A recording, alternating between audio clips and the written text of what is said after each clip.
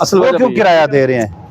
सही है। दुकानदार भी दुकानें खाली करके बाहर आ जाए ना, वो किराया दे रहे हैं। मकसद यही चीज है। देखो ना, एक रेडी लगाता है, दूसरा दुकानदार 3 रेडियां आगे लगवा देते। ये जो रेडियां लगी होती है ना, ये मजदूर तबके की नहीं होती, ये किसी के मतहत काम कर रहे होते हैं। ये ठेकेदार होता है। ठेकेदार ने 4 रेडियां उधर लगवाई, 3 उधर, 5 उधर, वो ठेकेदार रेडियां लगवाता है। एक ठेकेदार की 8-8, 10 रेडियां होती हैं और बाकी नीचे मजदूर तबका चलो सही है। है। बस वो मजदूर तबका आ जाता है, लेकिन सर जी उसको आप थोड़ा कोई बातें करने गुस्सा न करो। आपकी तरह और मेरी तरह ठेकेदार होता है। मतलब ये नहीं, कोई- वो- हाँ, इस तरह क्या रहता है कि मतलब ये वाला जो है ना, ये रोड है ना, इधर से कोई खाली जगह है ना, उसको मतलब नहीं, ये खाली जगह तो नहीं, शरबत नहीं बेचना है। हाँ, अल्लाह ताला बारिश, रहमत की बारिश दे रहा है, वो